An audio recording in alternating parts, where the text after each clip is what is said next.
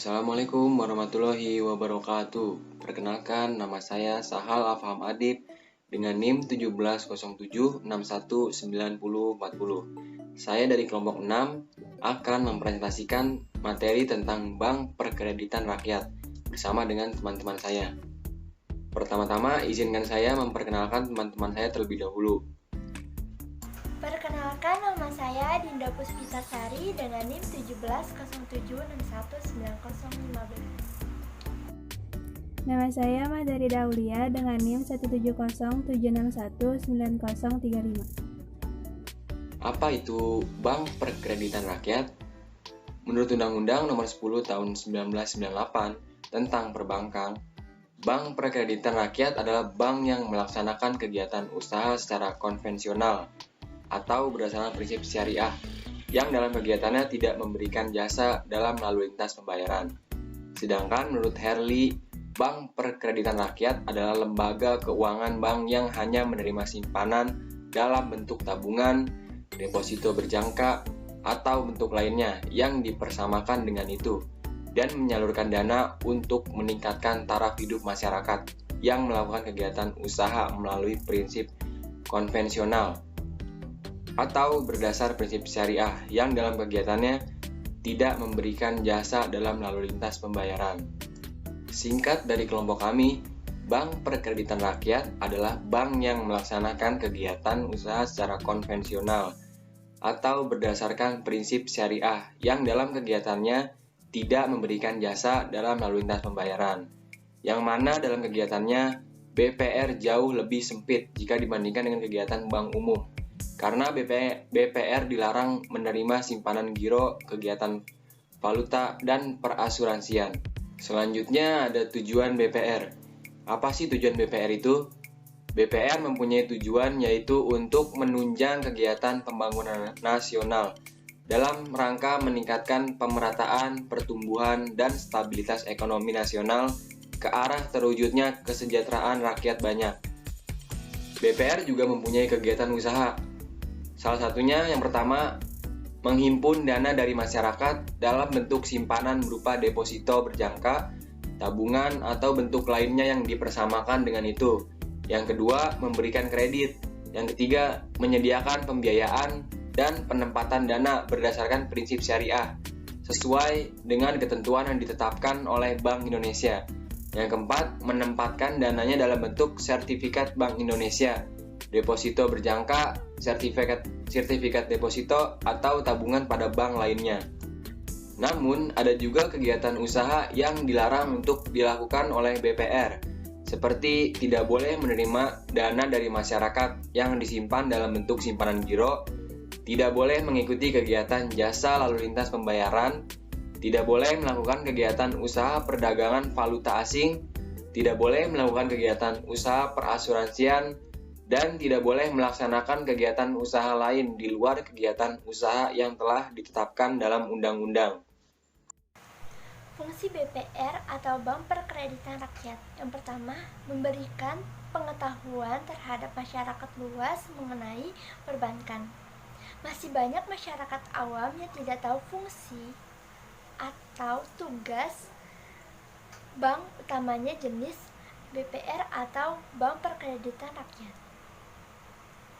Apalagi warga-warga pedesaan yang masih ragu untuk menyimpan uang di bank. Oleh karena itu, BPR memberikan edukasi mendasar terhadap masyarakat luas tentang sistem perbankan, tentang bagaimana penggunaannya, kelebihan bank dibandingkan menyimpan uang secara tradisional, juga keuntungan apa saja yang akan didapatkan jika dia menjadi nasabah. Yang kedua, membuat pemerataan kesempatan untuk berusaha atau membuka usaha. Di era digital ini, masyarakat luas makin mempunyai ide-ide yang unik, yang kreatif, yang bisa dijadikan suatu produk untuk membuka suatu usaha. Suatu usaha tidak bisa dibuka dengan begitu saja, membutuhkan modal. Kesempatan untuk membuka usaha itu bukan hanya untuk masyarakat perkotaan saja, tetapi juga masyarakat pedesaan. Mungkin masyarakat pedesaan itu memiliki kekurangan dalam modal. Oleh karena itu, fungsi BPR dalam membuat pemerataan kesempatan membuka usaha dengan ditempatkannya BPR di pedesaan dengan memberikan pinjaman modal sebagai modal usaha mereka demi pemerataan perekonomian masyarakat di Indonesia. Yang ketiga adalah mempercepat pembangunan di desa. BPR atau Bank Perkreditan Rakyat memang lebih banyak beroperasi di desa, sesuai dengan fungsinya yaitu mempercepat pembangunan di desa, agar tidak ada daerah lagi yang tertinggal karena kurangnya edukasi tentang perbankan atau usaha. Di mana sesuai dengan peran BPR yaitu untuk mendidik masyarakat tentang pola pembangunan nasional saat ini, serta bagaimana membuat suatu desa menjadi lebih maju dari sebelumnya dan usaha-usaha tersebut langsung dari tenaga masyarakat itu sendiri. Yang keempat adalah menyediakan layanan perbankan. Selain 3 fungsi di atas, fungsi utamanya adalah menyediakan layanan perbankan yang bisa digunakan oleh seluruh warga, baik di perkotaan atau di desa. Karena telah disebutkan bahwa BPR itu lebih banyak di pedesaan, sesuai dengan fungsinya menyediakan layanan perbankan. Pelayanan perbankan yang disediakan oleh BPR ini dibilang sangat membantu bagi masyarakat jika lokasi pedesaannya itu jauh dari perkotaan. Sehingga dengan adanya BPR, maka warga bisa mendapatkan pelayanan perbankan tanpa harus jauh-jauh datang ke perkotaan. Layanan perbankan ini bisa berupa tabungan perseorangan atau layanan pinjaman uang sebagai modal usaha bagi warga desa tersebut. Selanjutnya ada asas BPR. BPR atau Bank Perkreditan Rakyat berasas pada demokrasi ekonomi. Demokrasi ekonomi adalah sistem ekonomi yang dijalankan di Indonesia berdasarkan pasal 33 Undang-Undang Dasar 1945 ayat 4 yang berbunyi, perekonomian nasional diselenggarakan berdasar atas demokrasi ekonomi dengan prinsip kebersamaan, efisiensi, berkeadilan, berkelanjutan, berwawasan lingkungan, kemandirian, serta dengan menjaga keseimbangan, kemajuan, dan kesehatan ekonomi nasional. Peranan BPR. Landasan hukum BPR adalah Undang-Undang Nomor 7 Tahun 1992 tentang Perbankan sebagaimana telah diubah menjadi Undang-Undang Nomor 10 Tahun 1998. Dalam undang-undang tersebut telah ditegaskan menyatakan bahwa BPR sebagai satu jenis bank yang kegiatan usahanya terutama ditunjukkan untuk melayani usaha-usaha kecil dan masyarakat di daerah pedesaan. Dalam pelaksanaan kegiatan usahanya, BPR dapat menjalankan usaha secara konvensional atau berdasarkan prinsip syariah. Jenis-jenis BPR. Yang pertama, BPR Badan Kredit Desa terbagi menjadi 2, yaitu Bank Desa dan Lumbung Desa. Selanjutnya ada BPR bukan Badan Kredit Desa. Nah, itu terbagi menjadi 4. Yang pertama ada BPR ex LDKP, yang kedua Bank Pasar, yang ketiga BKPD atau Bank Karya Produksi Desa, yang keempat Bank Pegawai. Selanjutnya ada lagi LDKP, adalah lembaga data dan kredit pedesaan.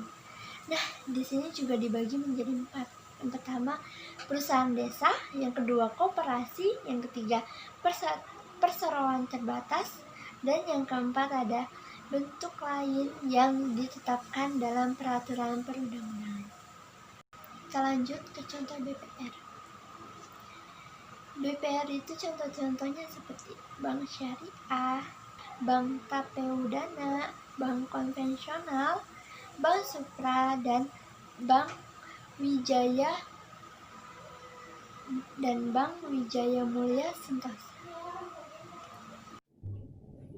Selanjutnya ada produk dari BPR. Yang pertama itu untuk menghimpun dana atau kredit pasif, bisa berupa tabungan atau deposito berjangka, dan yang kedua untuk menyalurkan dana berupa kredit usaha tani untuk para petani kecil, kredit candak kulak untuk para pedagang kecil, kredit investasi kecil untuk home industry, dan yang terakhir kredit modal kerja permanen untuk para pengusaha kecil.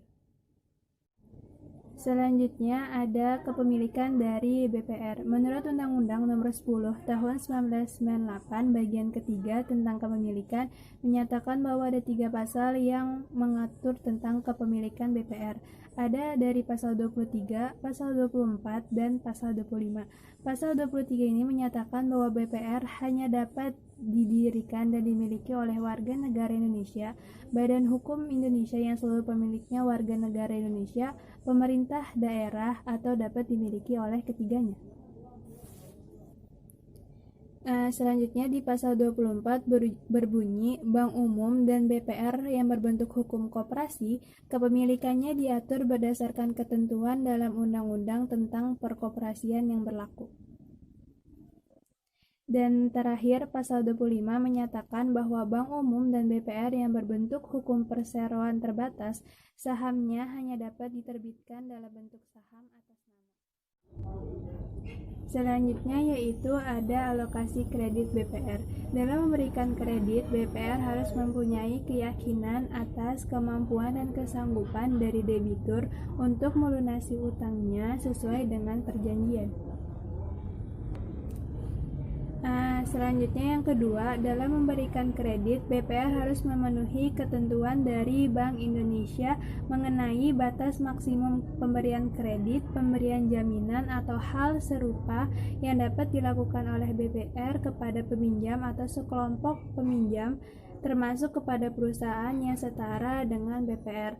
Nah, batas maksimum tersebut adalah tidak melebihi 30% dari modal yang sesuai dengan ketentuan yang ditetapkan oleh Bank Indonesia. Selanjutnya yaitu perbedaan dari bank umum dan BPR. Yang pertama, bank umum itu dapat melakukan jasa lalu lintas pembayaran, sedangkan untuk BPR tidak diperkenankan untuk melakukan jasa lalu lintas pembayaran. Yang kedua, bank umum itu memiliki banyak produk seperti ada asuransi, tabungan, kartu kredit, valuta asing, dan lain-lain. Sedangkan untuk BPR sendiri hanya memiliki 4 produk. Yang pertama ada tabungan, deposito, kredit, dan sertifikat deposito. Yang ketiga, bank umum tidak memiliki jangkauan wilayah yang berarti aksesnya luas seperti ada di kota, provinsi. Sedangkan untuk BPR sendiri mempunyai jangkauan wilayah yaitu hanya di kabupaten. Perbedaan yang keempat, untuk bank umum itu memiliki kartu kredit, sedangkan untuk BPR tidak memiliki kartu kredit. Selanjutnya, bank umum itu biasanya memiliki layanan transaksional seperti ATM atau m-banking. Sedangkan untuk BPR sendiri tidak serumit dari bank umum. Dan perbedaan yang terakhir yaitu bank umum itu dapat melakukan layanan perasuransian, sedangkan untuk bank BPR tidak dapat melakukan layanan perasuransian. Selanjutnya yaitu ada kinerja dari BPR. Nah, kinerja BPR ini ditunjukkan dari seberapa besar perkembangan dan keberhasilan BPR dalam memberikan layanan kepada UKM, seperti lokasinya yang dekat dengan masyarakat, fleksibel dalam memberikan pinjaman, prosedur pelayanan yang lebih sederhana, dan lebih menggunakan pendekatan personal.